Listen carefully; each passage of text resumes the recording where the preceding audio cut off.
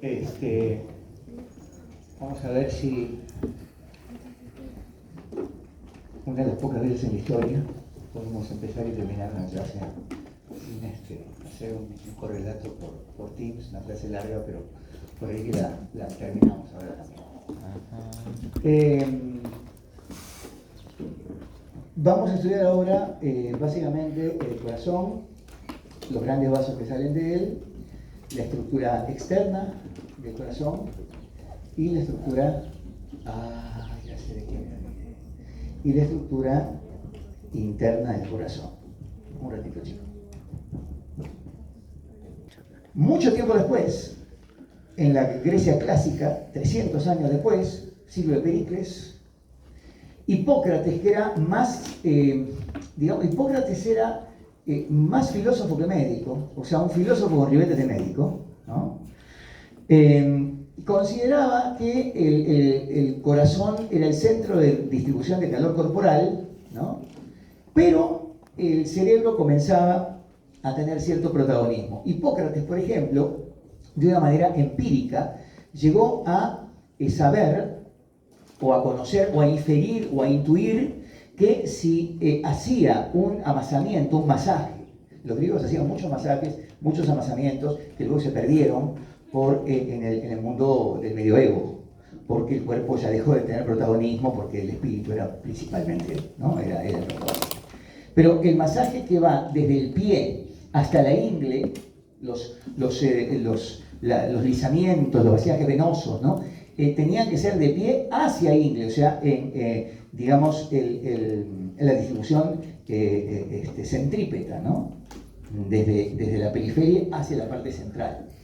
Y él decía que tenía mucho más sentido hacerlo así que hacerlo de ingle hacia pie, porque eso te hinchaba, te llenaba. Entonces, en realidad él no tenía idea de lo que era la circulación mayor, menor, que las venas llevan sangre al corazón, no tenía idea de eso, pero sin embargo sabía por maniobras que hacía y que enseñaba a hacer que era mejor hacer un amasamiento desde el pie hacia la parte central, hacia la parte de las ingles y a la cadera, que hacerlo al revés. Entonces, era ensayo y error sin el concepto en sí de la circulación mayor y menor, pero ya tenía una idea, lo cual es extraordinario. Aristóteles, la mente más brillante, antes de Newton, la mente más brillante de la historia antigua, también era un defensor del cardiocentrismo. El corazón es el habitáculo del alma, ¿no? Ahí radica el alma radica el corazón. Y como les dije en algún momento, seguramente al inicio del curso, que hablamos un poco de historia y qué sé yo, hasta hoy decimos, pero mira, esta chica, qué buen corazón que tiene, ¿no? O sea, converso un rato con ella, me doy cuenta cómo piensa en cierta cosa, digo, pero qué buen corazón que tiene. Y pobre, en realidad no tiene un buen corazón, tiene un corazón con insuficiencia cardíaca, tiene un problema de coronarias, o sea, tiene un problema, o sea, está hasta las pelotas del corazón, mal. O sea, tiene un corazón enfermo en tanto músculo, ¿no? Pero yo digo, pero qué buen corazón que tiene esta criatura. O sea, me refiero a qué buena chica es, qué buena persona, qué buena alma tiene. Eso, seguimos con eso. Tiene buen corazón. Qué buen corazón va a tener si está enfermo ese corazón, ¿no? Son rezagos que tenemos del mundo antiguo también y que están presentes en nuestra época, ¿no?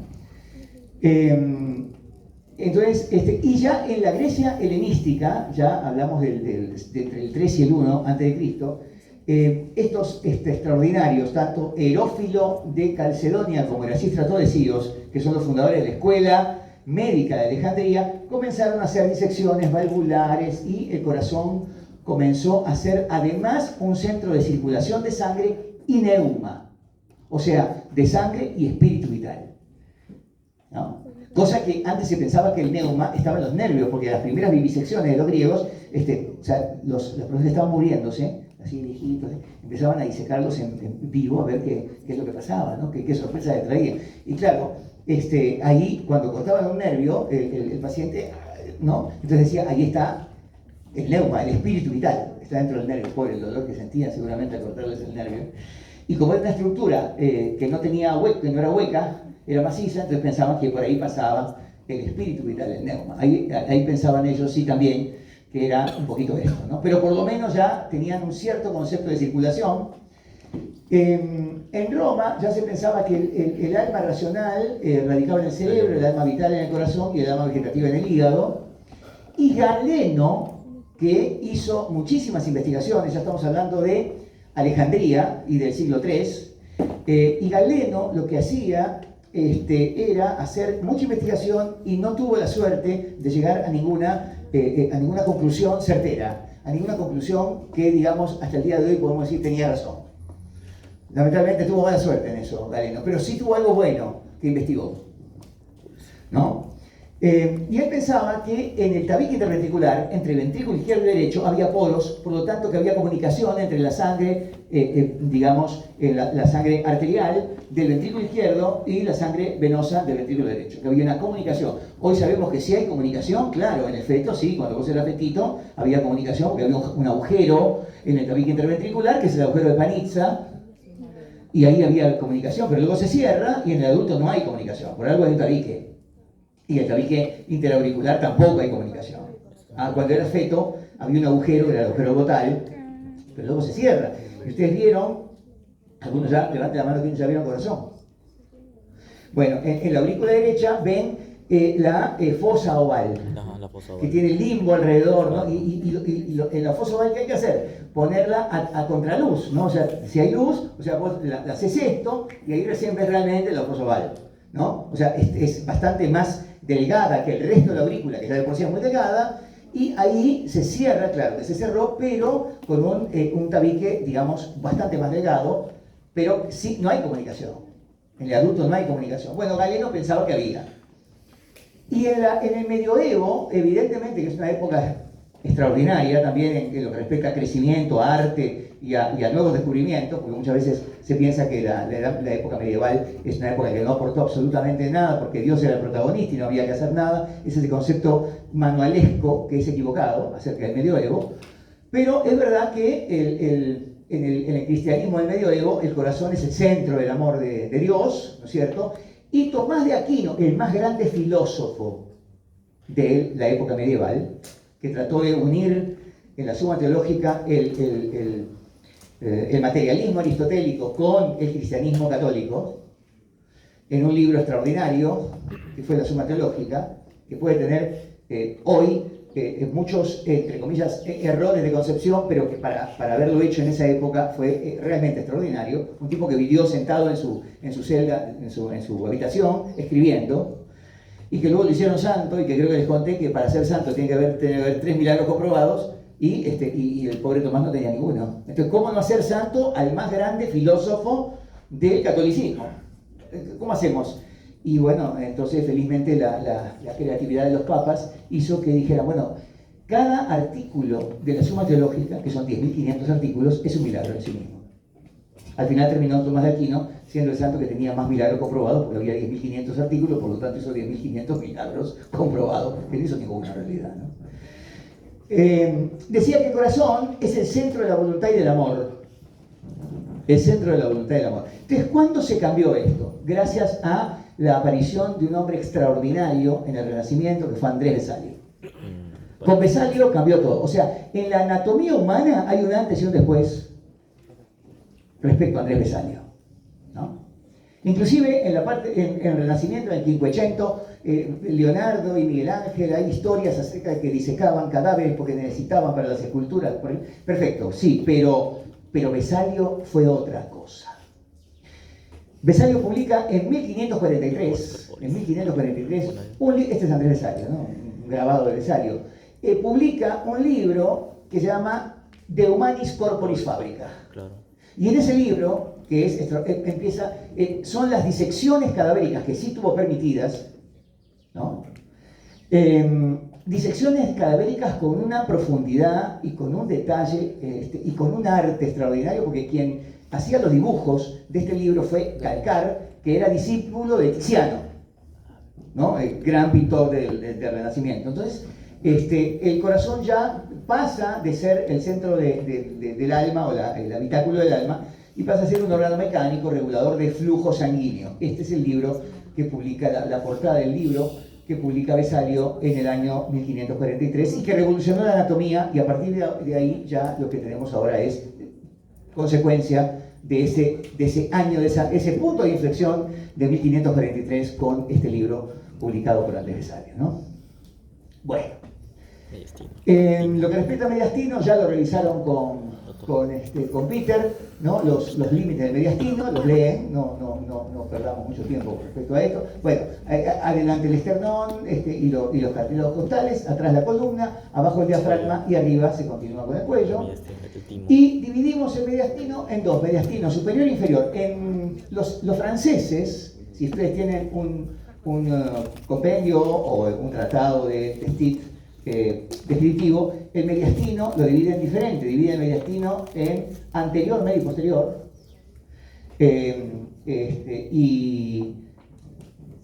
y en cambio los anglosajones dividen el mediastino en mediastino superior y mediastino inferior. El mediastino superior, ahí están los grandes vasos que salen del corazón y el timo, o parte de él, y el mediastino inferior está también parte del timo, ¿no? Por supuesto, en el mediastino superior está también la tráquea, el esófago, ¿no? Los grandes vasos. Pero en el mediastino inferior también está el timo, está el corazón y está el mediastino posterior. O sea, la porción inferior del mediastino se divide en anterior, media y posterior. Anterior, el timo, que es una glándula atrófica en el adulto, ¿no? La parte media del mediastino inferior es la que nos interesa a nosotros, que es el pericardio y el corazón. O sea, en la parte media del mediastino inferior está el pericardio y el corazón. El saco fibroso que cubre el corazón se llama pericardio, que tiene una hoja visceral, una hoja parietal, ¿no? Y la parte posterior está el mediastino posterior. Entonces, el pericardio envuelve el corazón y tiene dos hojas, ¿no? El pericardio fibroso y el pericardio seroso, que a su vez tiene una hoja visceral y parietal, ¿no? Entre el pericardio seroso y el pericardio fibroso hay un exudado fibrino, leucocitario, algo muy pobre, que a veces, o sea, quiero decir, es una cavidad virtual. No quiero decir que no hay nada. Hay un pequeño exudado, pero que es, digamos, desde el punto de vista de volumen, no significativo. Lo mismo pasa en el espacio pleural. No digo que está totalmente vacío, hay también un exudado, pero que estadísticamente no existe. Pero ustedes saben que en algunas condiciones se llena de líquido tanto el espacio pleural como el espacio pericárdico, ¿no? O sea, ustedes tienen la célula, tienen, si esta es la célula, entonces se ve nada muy clarito.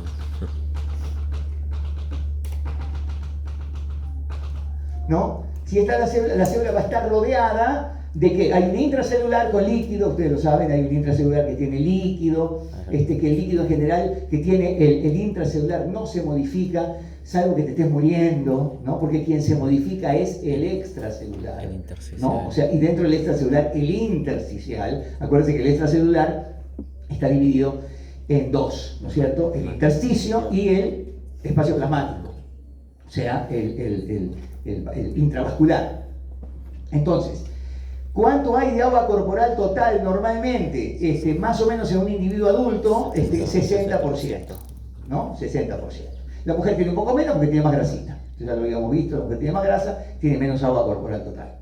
El niño probablemente tenga más agua, tiene 70% de agua corporal total porque tiene 10% más en el espacio intersticial. Un niño recién nacido, digamos, ¿no?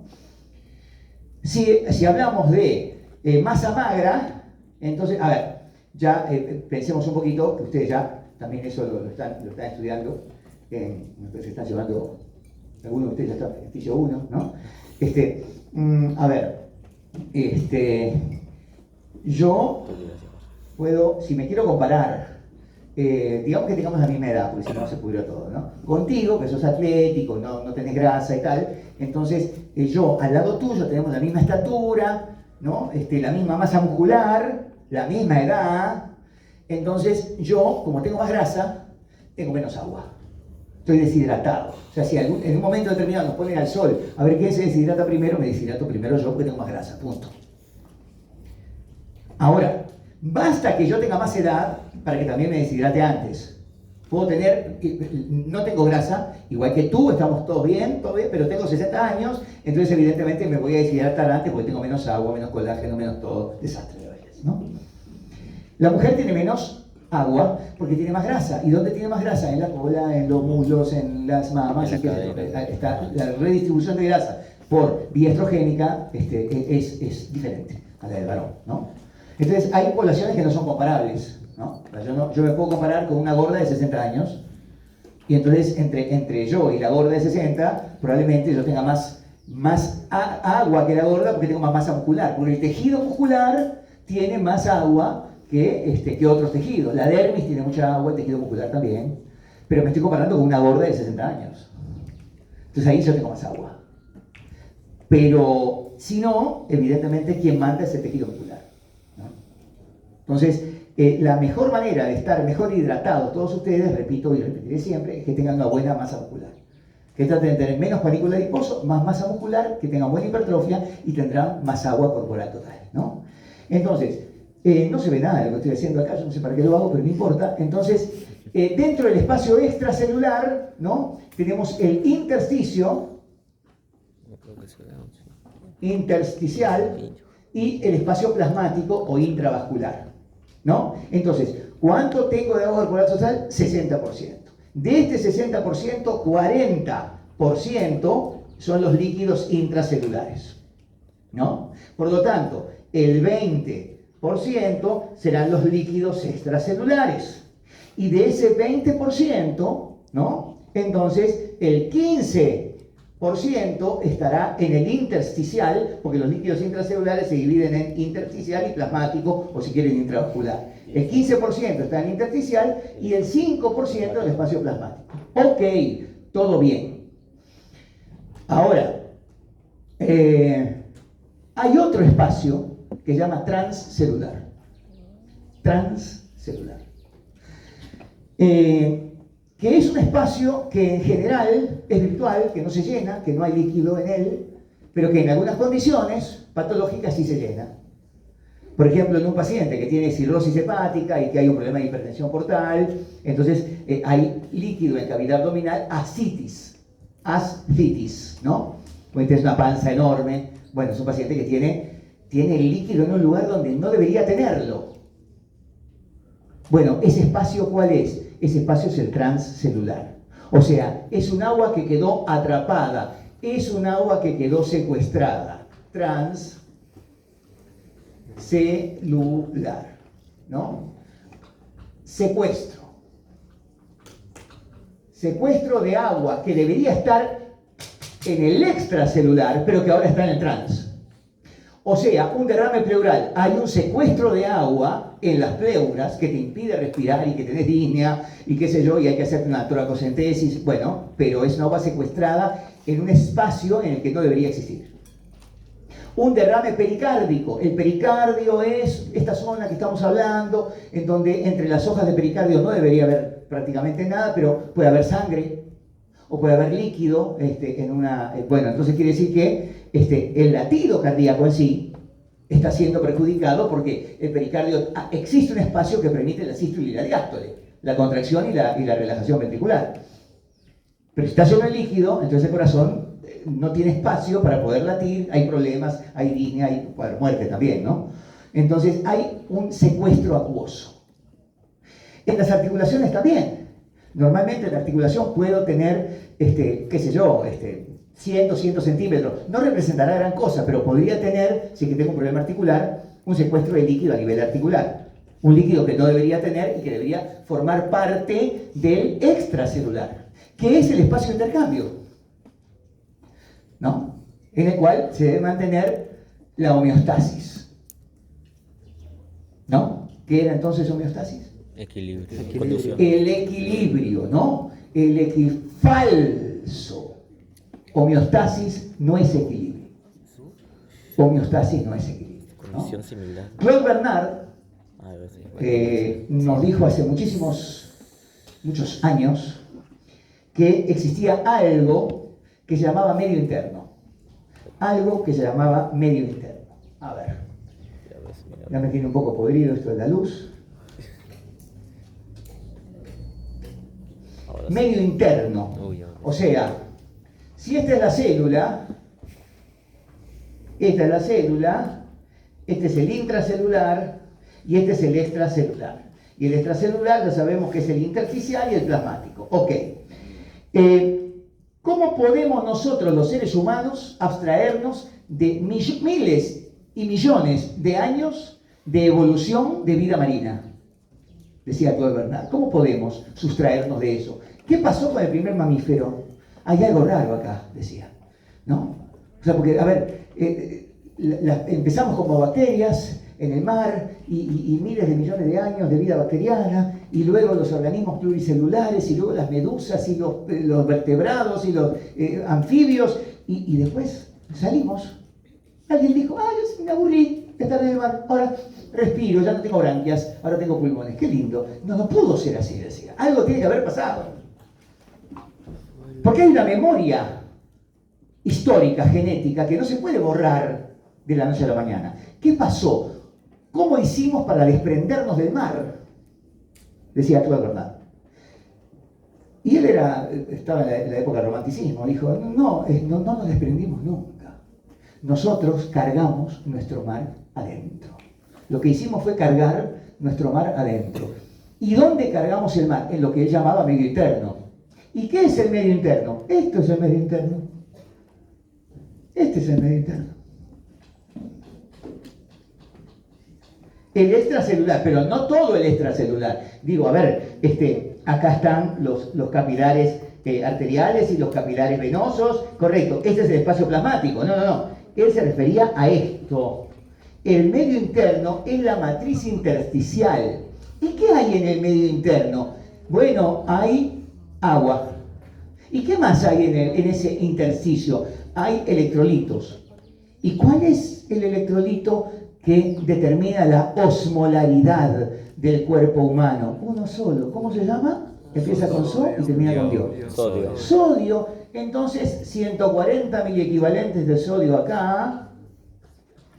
Ahí, ¿no? Contra 4.5. O sea, el electrolito más abundante del extracelular es el sodio, que se junta con su novia, que es el cloruro, y forman cloruro de sodio, que se llama sal. O sea, el medio interno, el extracelular, el intersticio, decía, es un saco de agua salada. Ahí está nuestro mar. Somos un saco de agua salada. ¿Dónde? En el intersticio. Todo lo que nos pasa, la deshidratación porque estamos corriendo y sudamos demasiado. La deshidratación porque tienes una diarrea y tenés alto flujo y estás deshidratado. Todo. O la sobrehidratación, tomaste demasiada agua, el agua es tóxica en exceso, ¿no? Todo genera cambios en el extracelular, no en el intra. El intra permanece constante, con ese 40% de agua no pasa nada. Todo tiene que ver con el extracelular. Y básicamente con el espacio de intercambio, que es el intersticio. Ese es el medio interno y ese es el mar que tenemos adentro. Eso es lo que se afecta, básicamente, en cualquier tipo de cambio. Entonces, ese es el intersticio, pero lo que pasa además es que todo ese intercambio que debería hacerse a nivel intersticial y toda esa agua podría cambiar de pronto cuando esa agua es secuestrada en un espacio que no debería estar. Puede tener 3 litros de agua, que es un montón, en el abdomen, en el peritoneo, el epitelio que cubre las vísceras abdominales, y bueno, o más, 6 litros, bueno, esa agua está secuestrada, no circula, no forma parte del extracelular, es el transcelular. Pero te das cuenta como que el transcelular es un compartimiento patológico. Normalmente no lo tomamos siquiera en cuenta, el transcelular. Pero en patologías cardíacas, por pericarditis con derrame, o por derrame pleural, ¿no? O por otro tipo de problemas, una quemadura. Ahí está. ¿Cómo nosotros los seres humanos podemos, enfriarnos? ¿Cuáles son los únicos medios de enfriamiento que tiene el cuerpo humano? La vasodilatación y la sudación o sudoración. Se acabó, no hay más. Entonces, una cosa es que vos estés en la playa exponiéndote al sol y digas, ay, qué calor, estoy sudando, y después y te estás poniendo rojita. Bueno, perfecto, tu organismo está compensando el exceso de calor y después te vas a la carpita o te vas al mar y te enfriás. Bueno, pero ¿y si te quemaste con líquido caliente? Ahí no vas a decir, me voy a la carpita. El organismo tiene que compensar en forma inmediata y lo que hace es vasodilatación sistémica de todos los plexos dermosundérmicos y toda ese plasma que estaba en los capilares, que estaban en las papilas dérmicas, saca el agua y tenés ampollas, o sea, entonces tenés un tercer espacio. Por eso es que un quemado grave es un deshidratado grave. Es una quemadura grave de segundo grado intermedio a profundo o también tercer grado. El problema del paciente es hidroelectrolítico, o sea, hay un tercer espacio, o sea, es un agua secuestrada en un espacio donde no circula agua y por lo tanto pues está deshidratada. Lo primero que hay que hacer es hidratarte, y si superás la primera semana de disturbio hidroelectrolítico, de ahí habría que ver si vas a sobrevivir, porque después viene el tema de la infección. Porque una piel que está quemada es una piel donde las bacterias penetran de todas maneras y te generan grandes infecciones, escaras y todo lo demás, ¿no? Entonces, se dan cuenta, es un tercer espacio y ese es el transcelular. Entonces, si hay líquido entre las hojas pericárdicas, entonces ese espacio es un tercer espacio y es un agua secuestrada y ese compartimiento forma parte de lo que solemos llamar en fisiología transcelular, ¿no? Que es un concepto que tiene que haber estudiado, me imagino, los que están llevando fisio. O sea que ellos están repasando. Fisio. Sí, terrible con el espacio, o sea, exceso de líquido en un espacio que está No le atiendo enfermo. nunca, ¿no? No, o sea, un paciente que posee un dolor acá, o sea, que es capaz de que no puede latir. Hay exceso de líquido. Hay una serie de puntos donde podemos proyectar el corazón, lo voy a dejar esto para anatomía aplicada, proyectar el corazón en la parilla costal. Hay una serie de puntos que tienen que ver con las válvulas cardíacas y que tienen que ver con los focos de ocultación, que lo dejo ya también para anatomía aplicada, o sea, cuáles son los puntos a nivel del pecho donde vos vas a aplicar el estetoscopio para, en todo caso, advertir si hay un latido cardíaco normal o hay soplos que podés diagnosticar en base a la ocultación, a una ocultación bien hecha, ¿no? Esta es la silueta cardíaca normal, estos son los campos pulmonares, ¿no? Hay un cierto infiltrado siempre pariliar porque se supone que varios de ustedes tuvieron algún tipo de infección viral o bacteriana respiratoria, que generó calcificaciones, aumento de infiltrado, que está a este nivel donde están los cilios, o sea, el hilio, que es el espacio, y el pedículo, que ya estudiaron en el pulmón, con Peter, ¿no? Pero ¿qué más tienen? Y bueno, tiene la silueta cardíaca, una silueta cardíaca normal. Entonces, esta es la aurícula derecha, este es el botón aórtico, donde la aorta, acuérdense que sale el ventrículo izquierdo y ¡pling!, hace una curvatura, se va hacia abajo. Ahí está esa curvatura, o sea, sale de acá la aorta y ¡pac!, se va hacia abajo, ¿no es cierto? Esta sería ya la aorta descendente. Bueno, esa es la curvatura, que es el botón aórtico, que es este, y este es el ventrículo izquierdo, ¿sí? El ventrículo izquierdo, y el hígado, por supuesto, ¿no?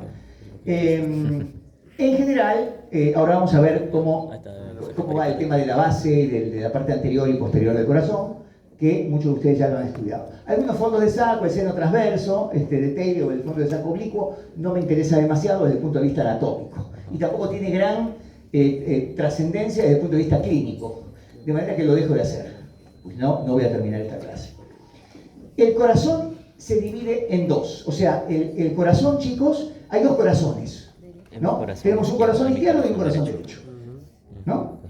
El corazón izquierdo maneja grandes presiones y maneja sangre arterial, y el corazón derecho maneja grandes volúmenes y maneja sangre venosa. O sea que hay un corazón izquierdo y un corazón derecho, ¿no? En general, en la anatomía humana, lo izquierdo es posterior, o tiende a ser posterior, y lo derecho tiende a ser anterior, ¿no? O sea, esta es una vista anterior del corazón. Bueno, entonces lo que más se debe ver es el corazón derecho. O sea, ¿y qué es lo que veo más? La aurícula derecha completita, mirá. Hasta los músculos pequeños de las orejuelas, todo se ve acá, ¿no? Aurícula derecha. Y después el ventrículo derecho está entero casi, ¿no? ¿Viste? Falta un poquito de la parte posterior, ventrículo derecho. Y un poquito del ventrículo izquierdo, la punta nomás ahí, ¿no? El ápice, el vértice, ¿no? Y miren cómo hay grasa que rodea los paquetes vasculares, ¿no? Cuando una persona tiene exceso de grasa visceral, ahí hay problemas. No es la grasa. Porque una cosa es el panículo adiposo, acuérdense que hablamos tanto de la grasa de distribución areolar, lamelar, y la grasa que genera la adiposidad localizada, la obesidad y todo. Bueno, ese es el panículo adiposo. O sea, yo tengo para regalarle a cualquiera de ustedes panículo adiposo. Pero vos no sabés si yo tengo mucha grasa visceral. Yo tengo grasa, sí, claro, el panículo puedo tener 10 centímetros. Por eso, claro, si vos, que ya aprendiste a hacer inyectables intramusculares, una cosa es ponerle una inyección intramuscular a una flaca que un gordo. Porque a mí me ponen el intramuscular y la aguja, ¿cuánto ingresa de la aguja de 21 por 1,5? ¿Cuánto? Todo. Siempre, ¿no? Entonces vos ingresas todo y punto. Y me pones la inyección. Y me estás, a mí que tengo 10 centímetros de panículo adiposo en la cola, me está poniendo inyección intragrasa. Me va a generar una celulitis, te voy a poner un desastre, va a ser eso, ¿no? O sea, vos tenés que asegurarte que llegues al músculo. Entonces tenés que hundir la parte adiposa en todos los gorditos y gorditas y estar segura de que estás poniendo inyección a nivel muscular. Si no, haces una inyección intragrasa. O sea, eso es panículo adiposo. Pero vos no sabés si yo tengo grasa visceral a nivel de la grasa esclerota, la grasa que van a estudiar en abdomen, la grasa, cuánta grasa tengo a nivel cardíaco. ¿Ustedes vieron? Hay corazones que están llenos de grasa. Que hay que sacar un magma de grasa y después dicen, uy, el corazón estaba ahí abajo. Imagínense el sufrimiento que podría tener este paciente en lo que respecta a cardiopatía coronaria aterosclerótica, ¿no? O sea, y la grasa visceral abunda sobre todo. ¿Quién tiene en general más grasa visceral estadísticamente? ¿Varón o mujer? ¿Qué? Mujer. No, varón. Sí. Mujer. Ustedes están de acuerdo, porque una dice mujer, todo bien. Es varón. ¿Ustedes qué dicen? Vos sos varón, ¿qué decís? Es hombre. Mujer también. Bueno, pero qué terquedad. El hombre en general tiene más grasa visceral que la mujer. La grasa del varón es una distribución androide en general, que es una grasa de la cintura para arriba, y la grasa de la mujer es una distribución ginecoide de la cintura para abajo, ¿no? Yo heredé soy autosómico dominante de la grasa de mi vieja. Yo tengo el cadera, culo gordo, todo, el muslo gordo, que es el cuerpo de mi vieja, ¿no? Porque tengo esta distribución. Entonces es probable que yo no tenga tanta grasa visceral por mi propia distribución de grasa. Pero el varón que va en bisonte, o sea, digo de cintura para arriba, entonces puede tener mayor grasa visceral. Además de la adrenalina y del estrés y de lo que genera, esto es un concepto absolutamente atrabiliario que tiene que ver con el siglo XIX y XX, el varón en tanto el proveedor en el hogar y la mujer la que recibe, Vilma Picapiedra, ¿no? Entonces vos tenés más estrés porque sos el que tenés que trabajar, hoy la cosa cambia un poco, y es por eso que tenemos el gusto de los varones de que ahora también hay un incremento de grasa visceral y de infarto de miocardio en mujeres, porque ya no hay un proveedor en el hogar, y en las parejas actuales son el chico y la chica los que proveen, y los dos trabajan, y los dos aportan, y muchas veces la mujer aporta más, pero eso también genera estrés y genera mayor carga emocional, y eso también puede generar un disturbio en lo que respecta a la cardiopatía coronaria aterosclerótica, ¿no? Pero si hay más grasa visceral, entonces hay mayor posibilidad de que estas arterias coronarias tengan algún problemita, ¿no?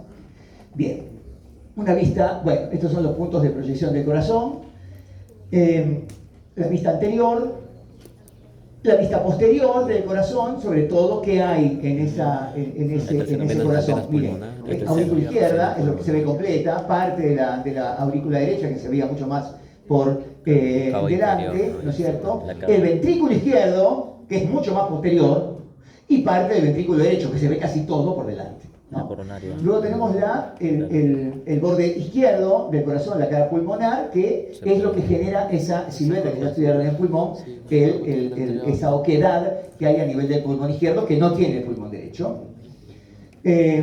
Y por supuesto la base, que tiene que ver con las aurículas, sobre todo la aurícula izquierda. La base del corazón básicamente es la aurícula izquierda, la base, ¿no? Y el vértice o la punta cardíaca es el ventrículo izquierdo. Y el ventrículo izquierdo late a nivel de la línea medio-clavicular y quinto espacio intercostal. Línea medio-clavicular y quinto espacio intercostal. ¿Cómo se llama eso? Choque de punta. Choque de punta, ¿no? Entonces, ¿y qué hago con choque de punta? ¿Te lo oculto? No, te lo toco. Sí, choque de punta. O sea, yo tengo que poner la mano en el quinto espacio y la línea medio clavicular y ahí siento el latido del corazón. Ahí siento el latido del corazón. Si veo que el choque de punta está desplazado hacia abajo o hacia la izquierda, entonces el corazón está agrandado. Hay una cardiomegalia. Hay una hipertrofia. En primer lugar, podría diagnosticar una hipertrofia ventricular izquierda, porque es ventrículo izquierdo lo que está desplazado, ¿no? Entonces, si el choque de punta está a la altura del sexto espacio, del séptimo espacio, y está a la altura prácticamente de la línea axilar posterior, o sea, desplazado, ¿no? De la línea axilar anterior, perdón, no línea medio clavicular, sino axilar anterior, o sea, por acá, entonces el corazón está agrandado. Puede estar agrandado a expensas del ventrículo izquierdo. Lo primero que habría que pensar en una persona sana que tiene el choque de punta desplazado es en lo que llamamos hipertrofia excéntrica. Y la hipertrofia excéntrica es propia de los fondistas, de los, ¿no? de los que hacen fondo, o sea, maratón, ¿no? Les conté, ¿no? Les conté del Campeonato Mundial en Tokio, que hay una uruguaya que en realidad es uruguaya digamos, porque tiene hija de padres uruguayos, pero es todo hizo en Inglaterra y después en Estados Unidos y qué sé yo, pero decidió competir por Uruguay y gana el tercer lugar. Entonces llega al podio y claro, como los uruguayos están tan acostumbrados que nunca en la historia de su vida ganamos nada, entonces ¿para qué llevar bandera? ¿Para qué si no acabamos de ganar nada? Nos llevaron bandera. Entonces pobre tenía esta chica un trapo blanco encima, ¿no? Porque no había bandera en Uruguay, porque estábamos tan desacostumbrados. Entonces ahora seguramente van a llevar bandera, pero esta va a ser la primera y única vez que va a pasar eso en la historia nuevamente, así que ¿para qué lo van a llevar igual? Entonces, a lo que voy, los fondistas, los que hacen maratón, los que hacen, bueno, de 20 kilómetros para arriba, suelen tener hipertrofia excéntrica. Eso está bien, porque están haciendo pesas, ejercicio de sístole y diástole con el corazón. Entonces podría ocurrir. Pero en general, cuando se desplaza el choque de punta hacia abajo y hacia la izquierda, es que hay una insuficiencia cardíaca. O sea que el corazón está patológicamente crecido, eso se llama cardiomegalia, ¿no? Cuando el corazón crece a expensas de que los ventrículos se hipertrofian y que las aurículas se dilatan. Entonces comencemos con un concepto. Chicos hermosos, los ventrículos, ya saben, son musculares. Claro. Por lo tanto, cuando se enferman, se hipertrofian. Claro. Las aurículas son membranosas. Por lo tanto, cuando se enferman, se dilatan. Como un globo. Ah, pero como la aurícula también tiene músculo, doctor, y los músculos pectíneos, que yo lo vi en práctica, bueno, pero los músculos pectíneos no me los compare con los músculos ventriculares. ¿No? Las aurículas son esencialmente membranosas, por lo tanto, cuando se agrandan, se dilatan. Los ventrículos son esencialmente musculares, por lo tanto, cuando se agrandan, se hipertrofian. ¿No? Quien ya está hipertrofiado per se es el ventrículo izquierdo. Porque el ventrículo izquierdo maneja más presión. Yo le dije, el corazón izquierdo maneja más presión que volumen. El ventrículo izquierdo se contrae con una presión de 120 milímetros de mercurio, el ventrículo derecho con 25, entonces evidentemente... ¿Y por qué? Porque mientras que el ventrículo izquierdo tiene que llevar sangre a todo el cuerpo a través de la aorta, el ventrículo derecho tiene que llevar sangre a los vecinos al lado, que son los pulmones. ¿Para qué se tiene que contraer con tanta fuerza? Reventaría los pulmones, ¿no? Entonces el ventrículo derecho se contrae con menos fuerza. El inotropismo, la fuerza de contracción ventricular derecha es menor y por lo tanto maneja menor presión y no necesita tanta masa muscular como el ventrículo izquierdo, que es mucho más gordito. Ustedes ya vieron el ventrículo izquierdo en la práctica, comparándolo con el derecho es mucho más delgado, ¿no? Muy bien. Respecto a la morfología, a ver, ¿cuál sería la definición del corazón? ¿Es la casita del alma? No, ya no. Es un músculo hueco. Es un músculo hueco que con respecto a la sangre desempeña el papel de bomba. Claro. Que se llena de sangre y que expulsa sangre. Bomba aspirante e impelente. El corazón es un músculo hueco que con respecto a la sangre desempeña el papel o el rol de bomba aspirante e impelente. O sea, el corazón se llena de sangre, en un periodo llamado diástole, llenado ventricular, y luego expulsa sangre a través de la aorta pulmonar en un periodo llamado sístole, y la sangre la expulsa a todo el cuerpo. O sea que es una bomba, es un músculo y es una bomba. El ventrículo izquierdo tiene más masa y el ventrículo derecho menos masa. Más delgadito. Muy bien. ¿Qué más? Bueno, que el corazón tiene 4 cavidades, 2 cavidades superiores llamadas aurículas, 2 cavidades inferiores llamadas ventrículos. Aurícula derecha, Aurícula izquierda. aurícula izquierda. Ventrículo derecho, ventrículo izquierdo. Las aurículas no están comunicadas entre sí, los ventrículos tampoco.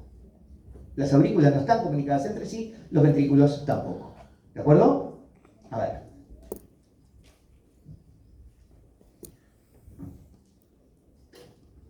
Ahora sí me llegó. Sí, no. Bien.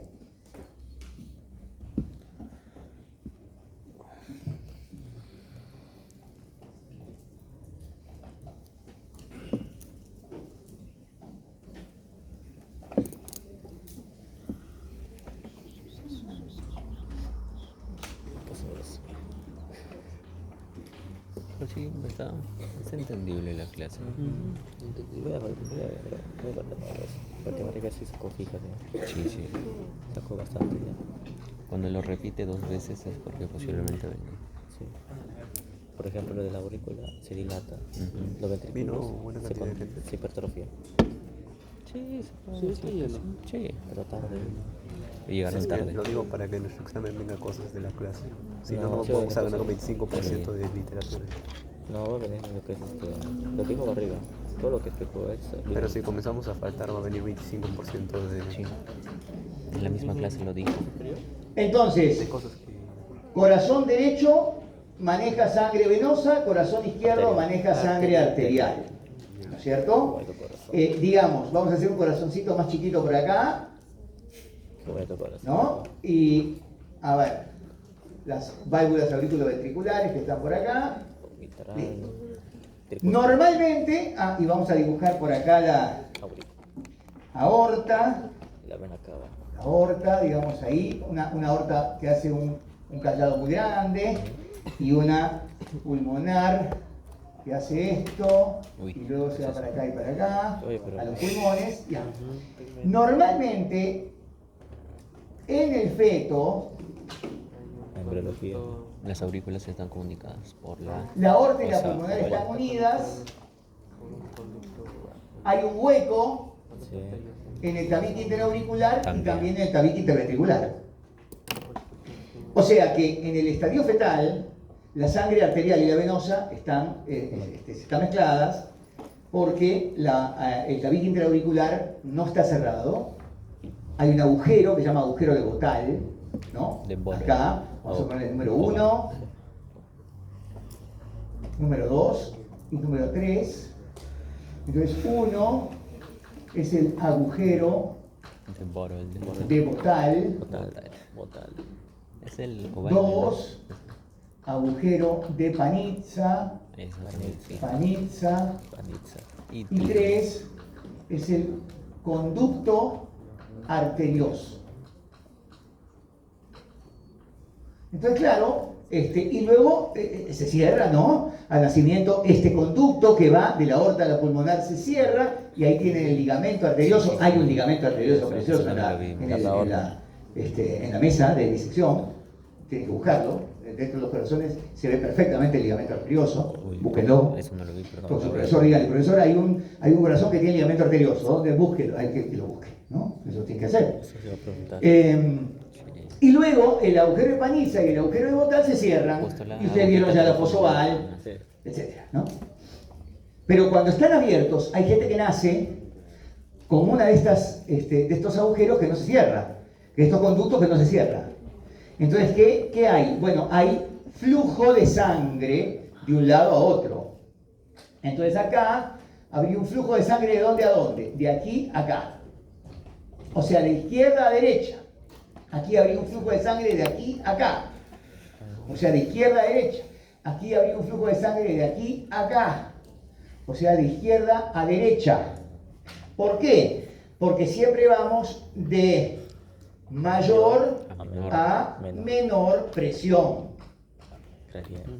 O sea, ¿cuál es la presión de la aurícula izquierda? 9. ¿Cuál es la presión de la aurícula derecha? 0. O sea, vamos de 9 a 0, de mayor a menor.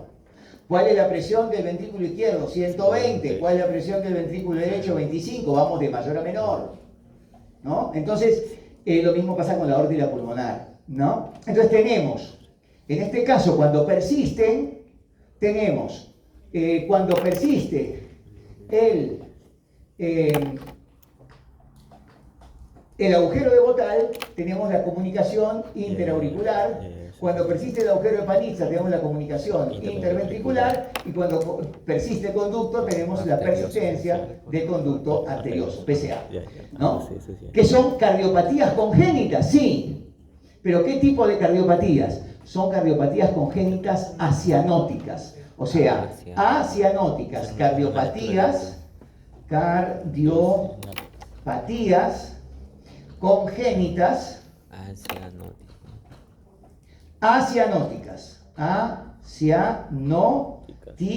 Diferente. A significa no. Diferente a lo que es la tetralogía de Fallot, la transposición de grandes vasos, ¿no? Que ahí ya el niño nace tiene problema vascular, nace azul, tiene problema de hipoxia, y hay que operarlo inmediatamente porque se va a morir, porque si no va a ser una tremenda hipertrofia pulmonar, ¿no? Una hipertensión pulmonar tremenda y el niño se va a morir rápido. Entonces, en este caso no te aguanta, puedes operarlo con tiempo, ¿no? Pero igual hay que intervenir quirúrgicamente porque si no, siempre que hay un incremento de sangre de un lado a otro, digamos que sea una CIA, va a ver que si es una CIA, esta aurícula derecha se va a dilatar porque va a tener más volumen. Y finalmente, cuando el paciente tenga 25 o 30 años, va a tener insuficiencia cardíaca congestiva, porque esto va a generar que el ventrículo izquierdo se hipertrofie y esto va a generar a su vez que la aurícula derecha, entonces va a generar una insuficiencia cardíaca global. O sea, ¿hay que operar al paciente también? Sí. ¿Hay que cerrar el defecto? Sí. ¿Y qué es lo que tiene el paciente cuando tiene este tipo de pasaje de sangre por un hueco que no debería haber? Soplo. El corazón, vamos a ver dentro de un ratito, que cuando se cierran las válvulas auriculoventriculares y o sigmoideas, el corazón suena. Porque el latido cardíaco que la onomatopeya es tum-ta, ¿no? Tum-ta, tum-ta, tum-ta, tum-ta. Entonces, vos pones el estetoscopio o en la noche vos agarrás a tu mami y le pones una toallita muy delgada, toallita no, un pañuelito, y te acercás el oído al pecho y le vas a escuchar el corazón. Escuchar tum-ta, tum-ta, tum-ta, tum-ta, el latido cardíaco, ¿no? ¿Qué es lo que suena? No suena la contracción muscular. La sístole no suena, porque la sístole es contracción muscular. La diástole no suena. ¿Acaso? A ver, vamos a escuchar. No hay tum-ta, tum-ta. Y esto es contracción muscular, igual que el corazón, ¿no? Digo, la sístole ventricular, que es contracción de los ventrículos, igual que contracción del bíceps. Es lo mismo, no suena, la contracción muscular no suena. Lo que suena es el cierre valvular. Lo que suena en el corazón es el cierre de las válvulas. O sea, el ruido cardíaco es un evento mecánico de cierre de válvulas. Por un lado, cierre de válvulas sigmoideas, arterial y arteriales. Y por el otro lado, cierre de válvulas auriculoventriculares. Ahora lo vamos a ver después de break, ¿no? Entonces, eso lo podés escuchar perfectamente en un corazón normal.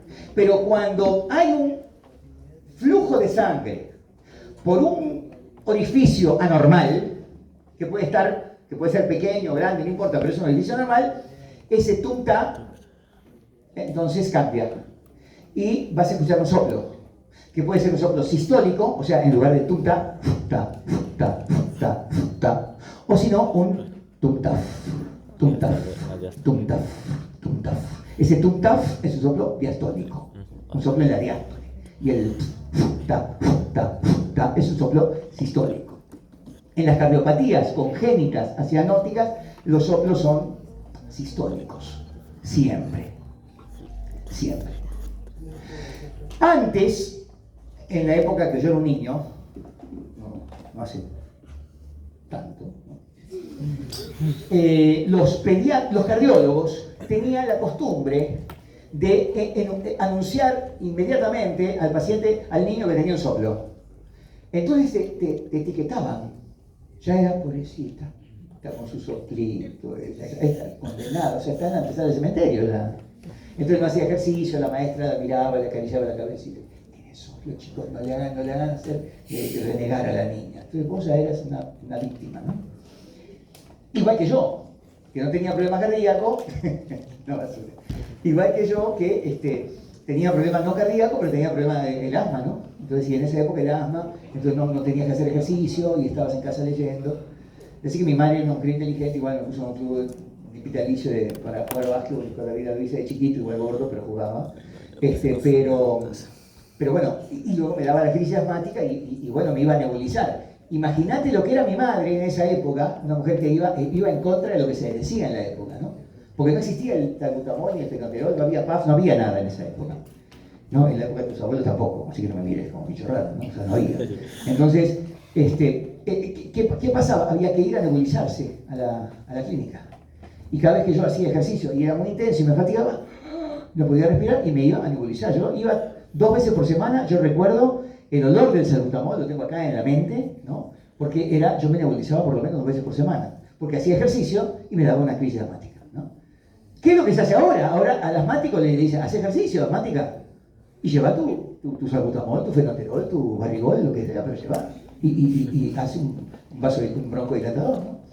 No se le limita al asmático, no se le dice que no hay ejercicio. Y el que tiene un soplo, lo primero, si vos tenés un soplo, el cardiólogo ya te descubrió el soplo, digamos que no sea por esta cosa, ¿no? Por problemas congénitos que hay que operar. Primero tiene que preguntarte, escúchame, vos, ¿haces ejercicio? Y vos decís, sí. ¿Y qué haces? Salgo a correr. ¿Y cuánto? 1 hora. ¿Y qué te pasa? Nada. Bueno, me canso como cualquier persona, pero y te pones azul, te pones, ¿no? Entonces, veo que hace de todo, hace su vida normal, se fatiga como cualquier persona se fatiga y tiene un soplo. ¿Para qué se lo voy a decir? Quizás hace un soplo por otra cosa, mejor le hago un saque de hemoglobina, capaz que está anémica. La anemia genera soplos multifocales. La anemia, una persona anémica, por ejemplo, la típica anemia por deficiencia de fierro, la anemia ferropénica. ¿Por qué se da una anemia, digamos, crónicamente establecida? Uno, por falta de aporte. Vos no comés porque estás haciendo dieta, no querés comer, no te gusta la verdura, no te gusta el fierro, no te gusta la carne, no te gusta nada, sos una joyita para comer. Entonces, bueno, después de tantos años de comer porquerías y no tenés anemia. Pero como tu organismo compensa, ahora tenés 7.5 no gramos por decilitro de hemoglobina y estás caminando por la calle. Recién cuando tengas 7 empezás ay, no sé, me siento un poco fatigada. ¿No? Porque compensó su organismo durante tantos años de falta de aporte y ahora recién es diferente que vos tengas un accidente automovilístico, pierdas 1,5 litros de sangre, tenés 7 de hemoglobina, 8, 9 inclusive, y estás, no puedo respirar, me siento fatigada. Claro, porque es una anemia aguda. Tu organismo no tuvo tiempo de compensar. O las anemias por pérdida, o sea, vos tenés unas menstruaciones copiosas, entonces estás perdiendo demasiada sangre durante tantos años y ahora tenés una anemia crónica por eso. O porque tenés una parasitosis, entonces el parásito, tú fuiste a la selva y viniste con una giardia lamblia, y ese parásito hace que empieces a perder sangre por las heces, sangre oculta en heces, y te tenés que hacer una prueba, se llama T-Venom en heces, y ahí hay sangre. Prueba bien fácil, agarras un pedacito de cacoña, le pones agua oxigenada y se hace espumita, esa es la prueba de T-Venom positiva, ¿no? Entonces, hay muchas causas. Bueno, la anemia te genera soplos. Entonces, ¿para qué asustar a una persona si a veces le etiquetás? Hay gente que ya siente que tiene un soplo al corazón y ya está limitado el resto de su vida. Y es complicado eso. Es como las alergias a los medicamentos. Vos sos alérgica a la penicilina. Te lo dijeron cuando tenías 4 años. Ahora ya tenés, yo qué sé, 17. 18, 17. ¿Cuánto? 20. Una vieja, ¿no? Entonces, pero habría que investigar si ahora tiene alergia. Lo más probable es que no. Y se queda, entonces vos decís, ya vas a tener 50 años y le decís al médico, soy alérgica a la penicilina. Hacete una prueba, mija, de abón, porque lo más probable es que no lo seas. Y que sientas que tenés la alergia que te dijeron cuando tenías 4 años. La mayoría de alergias son, digamos, dinámicas, ¿no? No necesariamente las vas a tener el resto de tu vida, ¿no? Algunas sí. Bien. Entonces, vamos a ver algunas cositas acá. En las aurículas, por aquí, Mirá qué bonita. Y acá también. Las orejuelas, ¿no? La orejuela de la Bien. izquierda. Pero ¿qué más hay? Bueno, hay, por ejemplo, músculos. Pectiños. Hay músculos. Y los músculos son estos. Mirá, vamos a dibujar un músculo en el corazón. Uy, papilar. Papilar. Este es un músculo. De primer Papilar grado. de primer orden. Primer orden. Grado. Wow. Cuerdas tendinosas. ¿no? Sí. Tendinosas. Wow. Bien. Vamos a ponerle el número 1. 1. Entonces, 1. Columna carnosa Cierto, también le llaman con columna carnosa, otra vez de primer Orden. de primer orden. orden. Columna. Otra. También le pueden llamar músculo papilar de primer orden y también le pueden llamar pilar. Pilar. Pilar. Esto es igual a pilar. Los pilares son columnas carnosas de primer orden. Yo estoy escuchando la práctica, este es un pilar de segundo orden. No, no hay pilar de segundo orden. Los pilares son columnas carnosas o músculos papilares de primer orden, punto.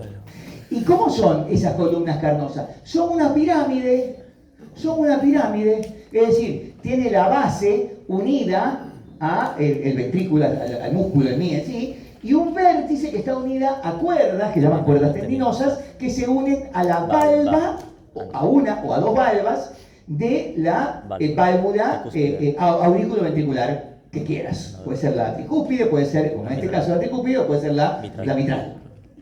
¿Para qué? ¿Para qué hay columnas carnosas de primer orden que tienen cuerdas tendinosas unidas a las valvas de las válvulas aurículo-ventriculares? Bueno, es evidente, ¿no? Porque la fuerza de la sístole es tal que si es que no hubiera, porque ¿qué significa? Que en la sístole ventricular, en la contracción de los ventrículos, tanto el ventrículo derecho como el izquierdo, ¿no?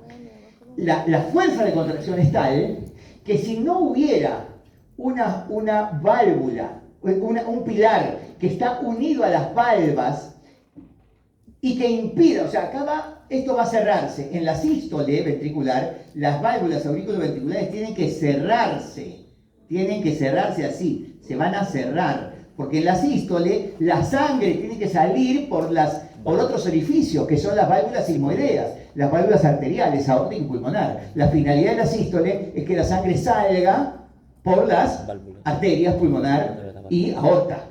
Esa es la finalidad de la sístole, ¿no? Entonces, no que la sangre fluya hacia las aurículas. Entonces, si no hubiera esto, si no hubiera forma de parar y de cerrar, de coaptar correctamente la válvula a través de estas cuerdas tendinosas, con la fuerza de contracción ventricular, esto se iría hacia arriba, pic, pic, pic, pic, pic, pic, y por supuesto que habría un chorro de sangre hacia la aurícula derecha y hacia la aurícula izquierda. Eso es lo que pasaría por la fuerza. Entonces tiene que haber necesariamente una unión fuerte entre los pilares, las cuerdas tendinosas y las valvas correspondientes, por la fuerza de contracción, por el hipnotropismo en la sístole ventricular.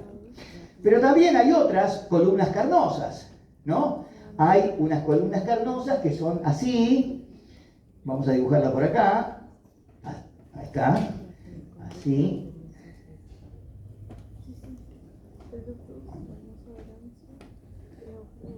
Claro, yo soy un poco exagerado, ¿no? Ya está. Entonces, esto le ponemos número 2. Entonces, 2. Columna carnosa de segundo orden. O músculo papilar de segundo orden.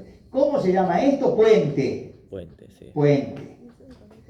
Y es un puente porque vos tenés una pinza hemostática o un estilete y podés pasar el estilete o la pinza por debajo de ese puente. O sea, va de pared a pared a nivel del ventrículo. Va de pared a pared. Esa es una columna carnosa de segundo orden. Y luego tenemos, con el número 3, El que no hay nada, el que no... número 3, No, que no se une. El tercero. Las más abundantes de todas a nivel de ventrículo derecho e izquierdo, y a nivel auricular también, porque muchos de los músculos pectíneos son esto. 3. Columnas carnosas De tercer. Tercer orden. de tercer Orden. orden, que están como esculpidas, ¿no?, en la pared ventricular. Y también hay en las aurículas también, ¿eh? En las aurículas, y sobre todo en la aurícula derecha, que tiene más músculo pectíneo, hay muchas columnas carnosas de segundo orden y de tercer orden. Pero los ventrículos abundan, son abundantísimos. Abren nada más el ventrículo izquierdo y van a dar la cantidad de columnas de segundo y de tercer orden que hay, ¿no? Bien. Estos son los músculos que hay a nivel de las paredes ventriculares. ¿Ah?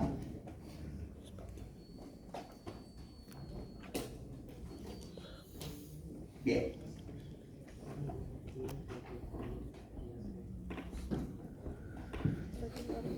Entonces, ¿qué tenemos? Tenemos una aurícula derecha, una aurícula izquierda, un ventrículo derecho, un ventrículo izquierdo, un orificio aurículo ventricular derecho, un orificio aurículo ventricular derecho con una válvula, que es la válvula tricúspide, que tiene 3 valvas. Un orificio aurículo ventricular izquierdo con una valva que tiene 2 valvas. Los anatomistas franceses decían que se parecía a la mitra de los papas, ¿viste? Los gorros papales, ¿no? Que son como de cartón y que se hacen. Se parecía a la mitra papal, decían los anatomistas franceses. Y luego tenemos además otros 2 orificios, que son los orificios arteriales, que están tapizados por las válvulas sigmoideas, que se abren o se cierran de acuerdo a el tiempo de contracción del músculo cardíaco, sea el primer tiempo sístole o el segundo tiempo diástole, ¿no? Bueno, este dibujo extraordinario, este está mejor esto lo saqué de Humanis Corporis Fabrica, es un dibujo de Calcar, el discípulo de Tiziano, extraordinario el arte, ¿no? Bueno, no importa, este lo hice yo, pero es para decir, ¿no?, básicamente la circulación, ¿no? O sea, ventrículo izquierdo, sale la aorta. ¿Y qué es la aorta? Un vaso sanguíneo. A ver, ¿qué es una arteria? Ya eso lo saben desde biología o de la primaria. Arteria es un vaso sanguíneo que sale del corazón. Vena es un vaso sanguíneo que llega al corazón. Me importa muy poco la sangre que tenga dentro. No me interesa que sea sangre con oxígeno, con nutrientes o con carboxihemoglobina y con desechos. Aorta es todo vaso que sale del corazón, punto. Y vena es todo vaso que llega al corazón, ¿no? Entonces, acá hay un vaso sanguíneo que está pintado de azul, que sale del ventrículo derecho. Bueno, es una arteria porque sale del corazón. Acá hay un vaso sanguíneo pintado de rojo, es una arteria porque sale del corazón. Y si hay una flecha que llega al corazón, bueno, esta es una vena, esta es otra vena y estas son venas. Están pintadas de azul y de rojo, pero son venas. No importa la sangre que tengan. Ahora sí, sangre arterial es otra cosa. Sangre arterial tiene oxígeno y nutrientes, ¿no? Y sangre venosa tiene desechos. Tiene CO2, tiene carboxihemoglobina, tiene desechos, ¿no? Eso sí es verdad, ¿no? Entonces sale la aorta y de ahí van a salir todas las arterias del cuerpo, ¿no? Y sale con una presión que es de 120 milímetros de mercurio. Claro, ya después vamos a ver que si tiene 120 milímetros de mercurio la presión de contracción del ventrículo izquierdo, la aorta va a reaccionar, las paredes de la aorta van a reaccionar con una presión hacia adentro, que es la resistencia periférica. Y el cociente entre esos 120 milímetros del ventrículo izquierdo y la resistencia periférica de la aorta, que es 80, es la presión arterial. 120 con 80, 130 con 80, 140 con 80, 140. Bueno, la Organización Mundial de la Salud considera que la presión máxima aceptable como normal es 140 con 90, ¿no? Todo lo que se pase más allá de 140 con 90, 140 del ventrículo izquierdo y 90 la resistencia periférica de la aorta, es hipertensión arterial. Antes no se pensaba así. En la época que yo estudiaba, que tampoco no hace tanto, ¿no? Nos decían que no, pero depende de la edad. Porque una persona que tiene 80 años, ¿cómo haces al viejito de 80 decir bajarlo a 120 con 80? Va a estar así todo laxado, no va a tener ganas de vivir el viejo, ¿no? Vos dejalo que si tiene 180, 170 con 100, es normal. Porque es la presión que está acostumbrado a hacer, porque además hay rigidez vascular, y sí, ok, pero no. Porque la hipertensión arterial ya lo habrá destruido. Si pensamos así, ya a los 80 años el viejo no ve, porque la hipertensión arterial te arruina la agudeza visual, te arruina la retina, te arruina el riñón, te arruina el cerebro y te arruina el corazón. Son 4 ámbitos en donde la depresión te va destruyendo. Es como la diabetes, ¿viste? Son esas enfermedades devastadoras, pero lentamente te va devastando, ¿no? Entonces no podés permitir un hipertenso. Tiene 70 años, tiene que tener máximo 140 cuando entra. ¿Y qué le das? Ya verás lo que le darás, ya estudiarás en fisiología antihipertensivos y verás lo que le tendrás que dar, ¿no? Pero hoy no se acepta eso que por la edad puede tener más presión. Es absurdo pensar eso, ¿no? Entonces, y claro, a medida que va, lo ideal es que son 120 milímetros de mercurio de fuerza, de contracción, y claro, la sangre tiene que llegar hasta el dedo gordo del pie, para que llegue oxígeno y nutrientes en mi dedito gordo, y tendría que llegar con 120, no, ya no llega con 120, va disminuyendo la presión, ¿no? Y más o menos llega distalmente a 35 milímetros de mercurio, los capilares arteriales, ¿no? Y luego ya los capilares venosos tendrán 25 milímetros, porque ya hay esta unión, ¿no? O sea, en realidad el sistema capilar es uno solo, o sea, ahí están completamente unidos, hay anastomosis entre el vaso que es, acá es arteria, acá es vena, ¿no? Uno no es rojo y el otro es azul, eso es una convención. Lo que cambia son las presiones. En el capilar arterial predomina la presión hacia afuera, la hidrostática, en el capilar venoso predomina la presión hacia adentro, entonces el capilar venoso lo que hace es recoger el catabolismo del tejido del dedo gordo. Y recoge el CO2, recoge la catonia, porque mis tejidos hacen lo mismo que hacemos todos los días. Entonces, y está recogiendo todo que está llevado por la vena, por las venas primero, la vena safena menor, y luego la vena safena mayor y la ilíaca, y después ¿cuál será esta? La cava inferior, y que llega a la aurícula derecha. Bueno, acá será 15 milímetros de mercurio, y por acá será 10, y acá será 0, y acá es menos 4. Y acá, la vena cava superior llega con una presión de más 4 de la cabeza y de los miembros superiores. O sea, más 4 menos 4, de acuerdo a un arriesgado cálculo matemático, es 0. Entonces, la presión de la aurícula derecha, digamos, didácticamente es 0, ¿no? Pero se dan cuenta, ¿no? Como hay una presión, y por eso es que estas venas, la vena safena menor, la vena safena mayor, la vena ilíaca, la vena cava inferior, tienen válvulas que ya dijimos que se van cerrando a medida que la sangre va subiendo, porque en el dedo gordo no hay un corazón que lata ahí en el dedo gordo con 120 milímetros y que lleve la sangre como la llevan las arterias. Las arterias no tienen válvulas, las venas sí, necesitan de todas maneras. Y claro, hay motivos por los cuales esas válvulas van deteriorándose a medida que avanzamos en edad o que va cambiando por alguna razón, embarazo, qué sé yo, ¿no? Y luego, si es que están deteriorándose esas válvulas y colapsan, la sangre cae y vos tenés insuficiencia venosa crónica, varices de miembros inferiores, que es típico, ¿no? Entonces, esta sangre llega a la aurícula derecha mediante vena cava superior e inferior, pasa por digamos, en la diástole ventricular, en el llenado ventricular derecho, pasa de la aurícula derecha al ventrículo derecho, y luego en la sístole ventricular derecha toda la sangre sale por la arteria pulmonar. La presión de la arteria pulmonar será 25,9. Yo no te la puedo medir, yo te puedo medir la presión arterial, la presión de la aorta. Pero ¿cómo hago para medirte la presión de la arteria pulmonar? Hay que hacerte un cateterismo, que es una prueba de una clínica, un hospital, tenés que firmar una exoneración de responsabilidad, hay cierto problemita ahí, pero ahí vamos a ver si tenés realmente un 25,9, que sería una presión de la arteria pulmonar normal, digamos, ¿no? Y luego ese 9 se hace extensivo, porque ¿qué lleva esta arteria pulmonar? Porque es arteria porque sale del corazón, pero tiene sangre venosa. ¿Qué lleva el pulmón? Sangre venosa. Por lo tanto, el pulmón, ¿con qué se nutre el pulmón? ¿Qué vaso nutre el pulmón? Que está ahí en el ilio, qué chiquitita, a diferencia de... Arteria bronquial. La arteria bronquial. La arteria bronquial es la que lleva oxígeno y nutrientes. Entonces, acá lo que hace la arteria pulmonar es llevar CO2, carboxihemoglobina a los pulmones, y se realiza no la respiración, pero sí la ventilación. Tomo aire, dejo los protones, ¿no? de los iones hidróneo a nivel del pulmón, el CO2, lo elimino, exhalo y se carga nuevamente la hemoglobina con 4 oxígenos singletes, o sea, con 2 moléculas de oxígeno.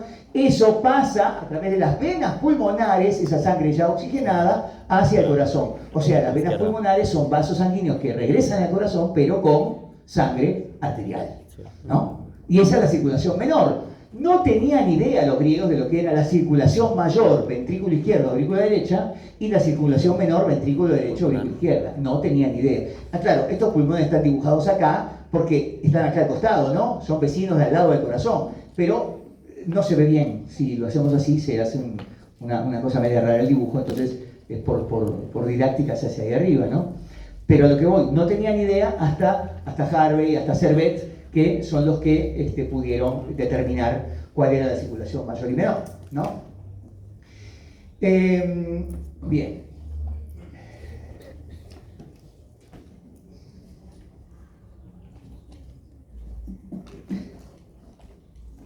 No resisten sin break hasta las 12, ¿no? No. Normal, profe. Entonces, les propongo que tomemos un break, pero así unos 10, máximo 15 minutos para poder continuar, si no, no acabamos. ¿Ok, chicos? Gracias.